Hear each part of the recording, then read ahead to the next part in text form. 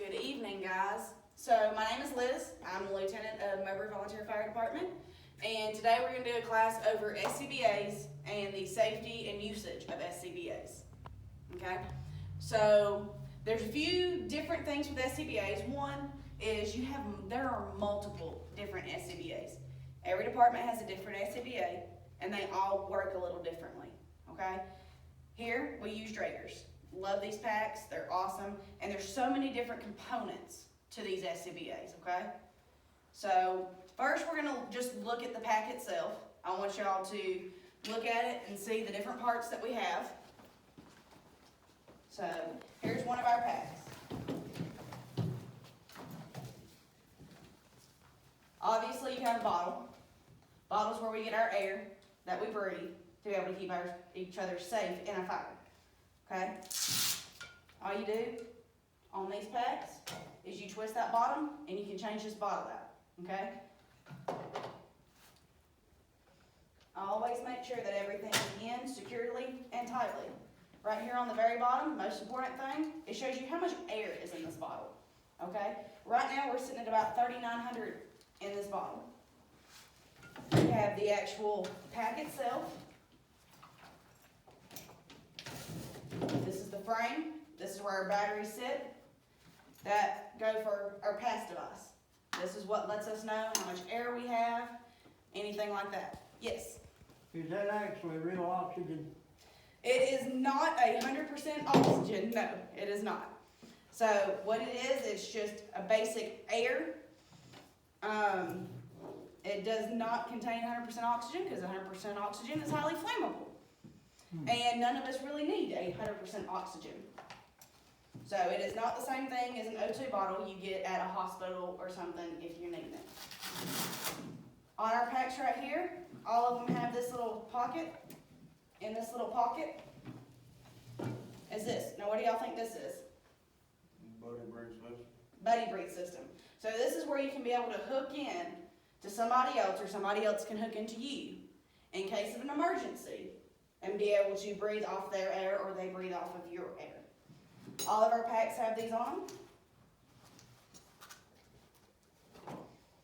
Put that back in there. Anytime you pick up an air pack, you need to make sure you look at it. Look at the frame. Look at all of your battery life. Look at all of your straps. Make sure nothing's broken, bent, pinched. You see there's a lot of these little rubber hoses that run through it. They run through the actual frame of the pack as well, all the way to the bottle. You want to make sure those are intact and that they're working good. So now that this is the pack we use, this is the one we want all of you to get familiar with, okay? So as we go through this presentation, I want you to keep in mind this pack specifically and how we use it, okay? So the first thing we're going to do is we're going to learn to recognize the low air alarm. So I'm going to turn the air pack on. We're going to bleed it off, and we're going to see what the low air alarm sounds like.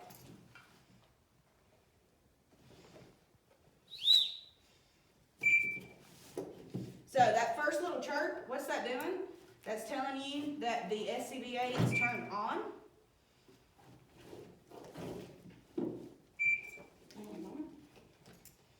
So it's telling us that we're on.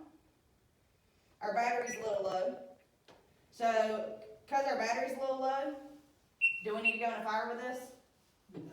Absolutely not. So what we would do is, because it is showing the battery in the red, we would automatically go ahead and take this, put it out of service, and grab a different pack. It's the first thing we're going to do. Now it does show we have 3,900 pounds of pressure of air, okay? 3,900. That's a full bottle basically. These are 4,000 bottles. But because of the battery, we're not going to actually use this pack. But for today's purposes, we will work on it and use this one. All of your regulators are on a clip. You're just going to unclip it.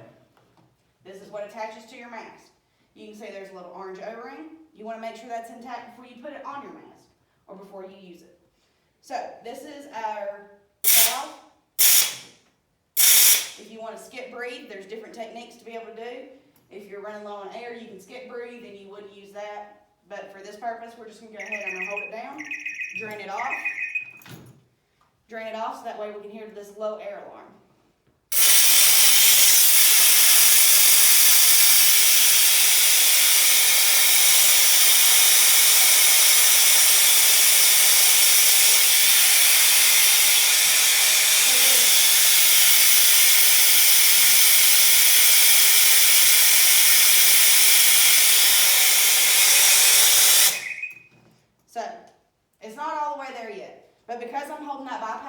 completely open.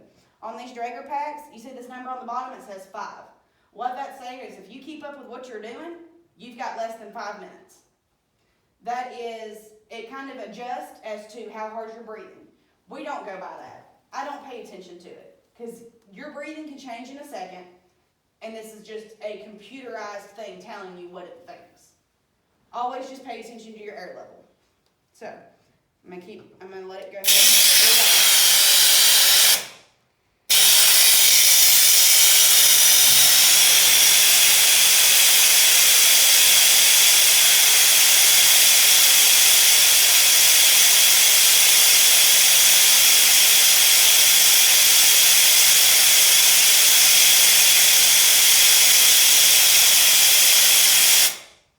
So it beeped just a second ago. The reason it beeped is because I wasn't moving. It's letting you know, hey, you're sitting still. Because if you fall and get hurt, after about 30 seconds, this thing will start beeping, so that way other people are going to be able to find you easier. So it's saying 4 minutes.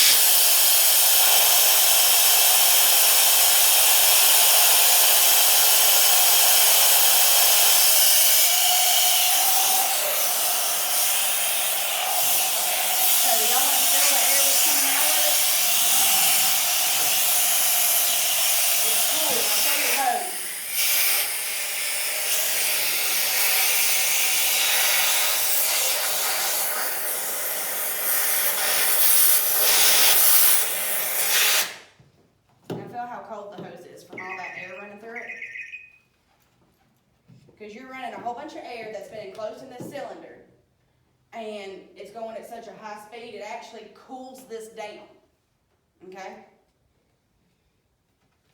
And I'm going to let it go down just a little bit more.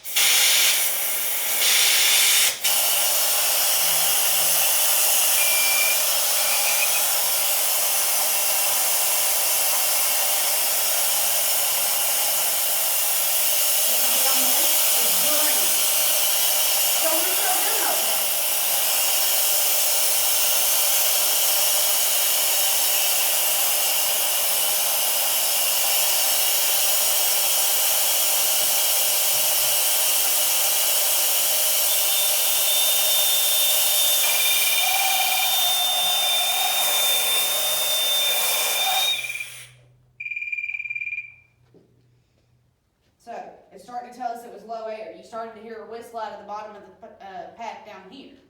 That's letting you know you're starting to run out.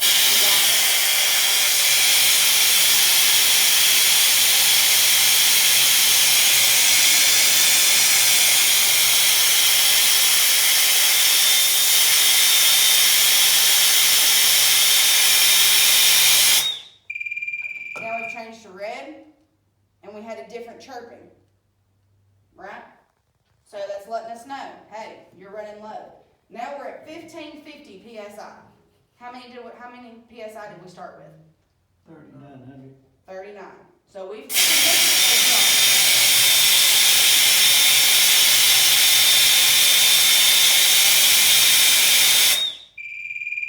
So you see it's flashing red? It's telling you, hey, pay attention. Pay attention to me.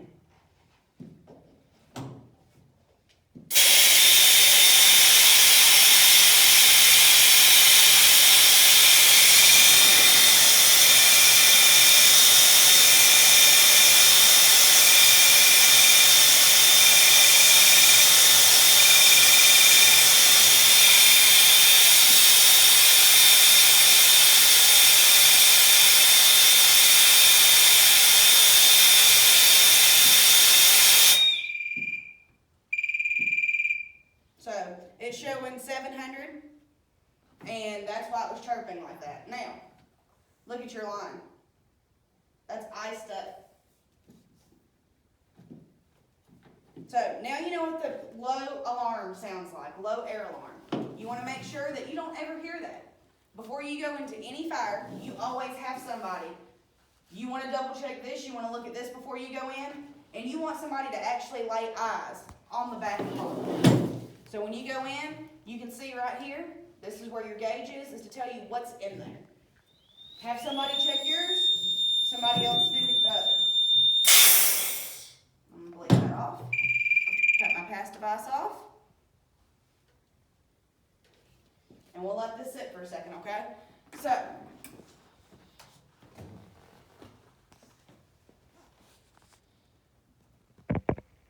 now you know what the low alarm sounds like. Soon as your alarm goes off, you must exit the hazardous area.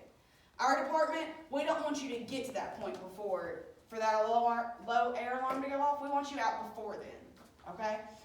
You always go in as a team of 2. You always come out as a team of 2. Before you go in, check your bottles, check your partner's bottles. And then when you're in the fire, you've been in there, say, 5 minutes or so, and you're to a spot where you can sit, recheck each other's bottles. Look at your pass device. Look and see what it says here. Have your partner see right here. You have flashlights on your jackets. You can shine your light and look. These bottles glow as well. They do glow in the dark to an extent, and you can be able to track each other. Always check your bottles. Keep an eye on it. Keep a good rule of thumb is about every 5 minutes, recheck your bottle and recheck your partner's bottle.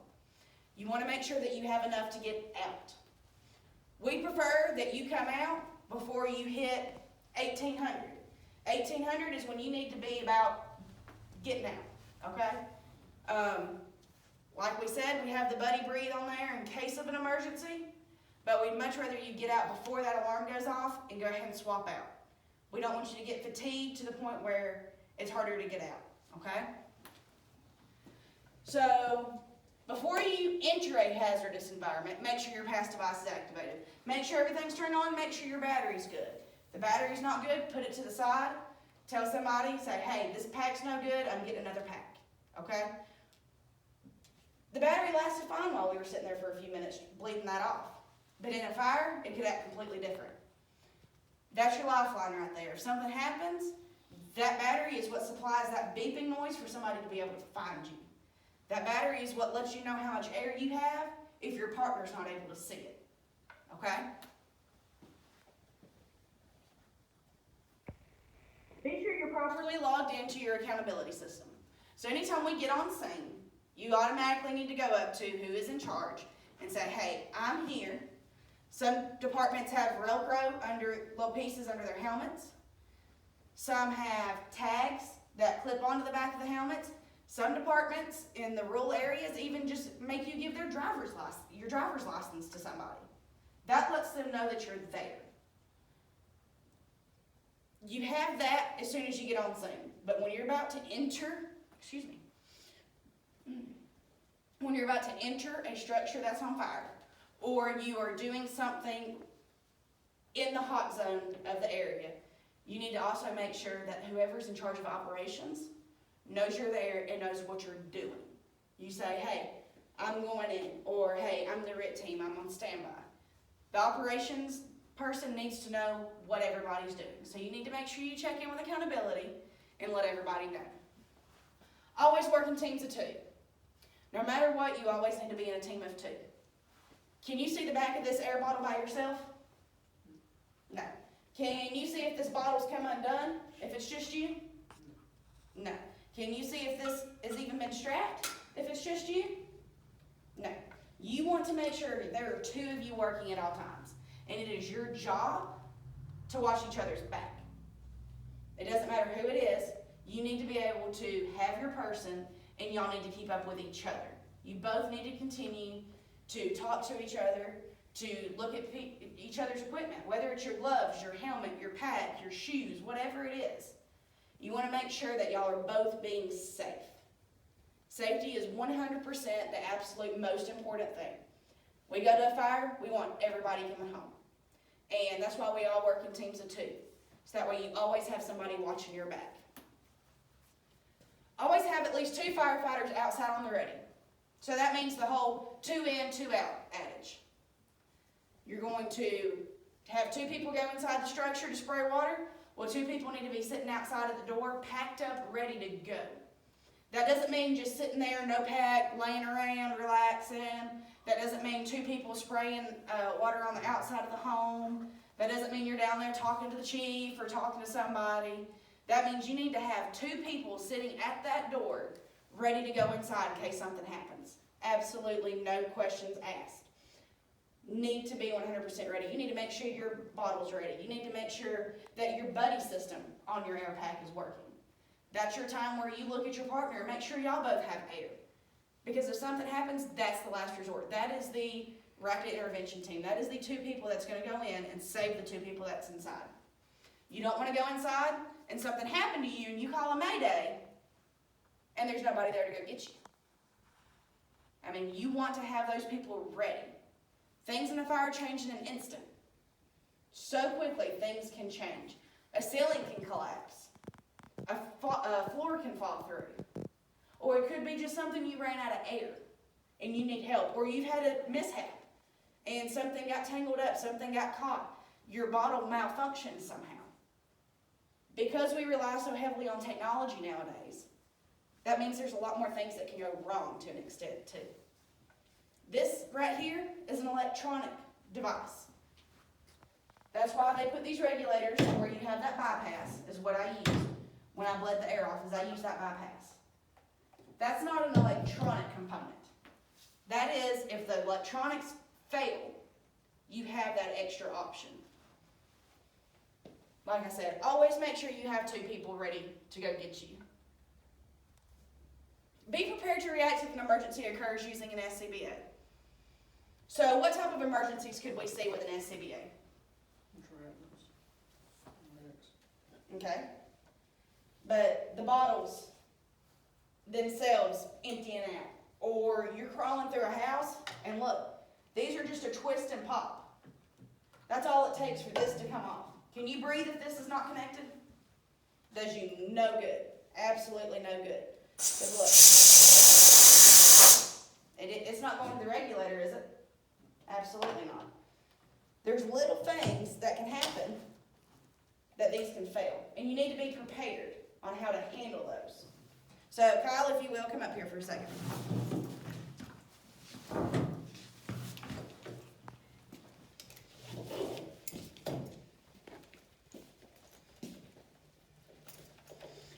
I'm going to have you put this on. So if you're going to put it on, there's 2 ways you can put it on. You can put it on like a backpack, or you can put it on over your head. Go ahead and buckle in.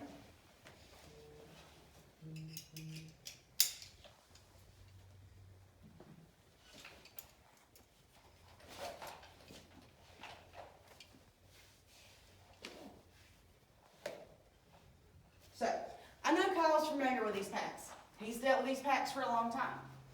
Now, if I come over here and he's on air, say he's on air right now, and I say, you know what? He gets through a whole bunch of wires. Seal heat. Seal heat is the absolute worst thing. If you ever have to pull a ceiling that has seal heat, it's nothing but millions of feet of wire. Well, say a wire came over here and shut his bottle off. Kyle, what do you do if your bottle gets shut off? We'll stop and think about what's going on first. Okay. Figure out what's happening. And then at that point, figure out how to get it back on. Okay, so can you reach back there and grab it? Absolutely. So you have now put the bottle on. Because he knows, he's familiar with these bottles, he knew exactly what side to go to. And he even said, hey, I can ask my partner what's going on. Okay? Let's see. Can you show me how to sound the alarm on that pass device? And go ahead and show everybody where it lights up. See how it lights up? Now turn around. It actually has lights in this pack for you to be able to see it this way. Alright, you can cut it off.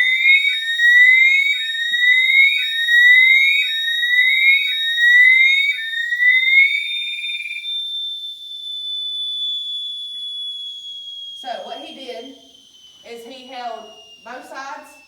There's 2 buttons, one on each side. He held both of those at the same time, and that cut it off. And he bled that off because we had the air turned on a minute ago.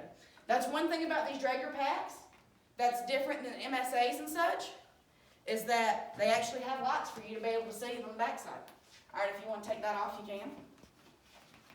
So keep calm, stop, and think. You can't function if you're freaking out. You can't stop and think, oh, hey, maybe it was just a wire that got caught up in my tank. Maybe that's what cut it off. So if you stop, if you have an emergency, you stop, take a deep breath, and just think a second, you can calmly figure out what you need to do. Obviously, exit the hostile environment. If you have anything going wrong, you need to be out of there. You need to be out of there quick. If in danger, activate your pass device. Kyle showed us how to do it. We hit that center button on these devices here, and it let off that horrendous sound where anybody should be able to find you. Use your hand light to attract attention. We all have our lights on our gear. They glow. They're right there on your chest. Turn it on. Flash it. Yell. Set your pass device. There's so many different ways that you can set it up so somebody can actually find you. Use a portable radio. Everybody should have a portable radio if they're going interior. You absolutely, if you're inside that fire, you need to have a radio and means of communications. In an emergency, what do we say on the radio? Mayday. So you're going to yell Mayday 3 times. And if you can, tell them what is wrong. So Mayday, Mayday, Mayday, I'm out of air. Or Mayday, Mayday, Mayday, the ceiling collapsed. Let them know what you need so that way that team that's sitting at the door knows exactly what you need to get you out of there. Okay? Do y'all have any questions about the SCBA or how it works? Do you know how to change batteries? Where are the batteries located on this? Yep, they're located right here. You have to have a special tool. Your officers do know how to change them. When we do our weekly checks, that's one thing we absolutely need to be looking for is batteries, because it's a battery. It doesn't last forever. So we need to be checking these. So what I'm going to do is I am going to hand out a test, have you go over. We did do this out of chapter 2 in the ISTA book. Go ahead, look over it. If you have any questions, please feel free to pull me aside and ask me. We can definitely put on these packs, get you walking around, feeling a little more comfortable, put the mask on, and explain those parts to you as well. So I'm going to hand out this test, and then I have an evaluation for you to fill out afterwards. And after that, we will go from there.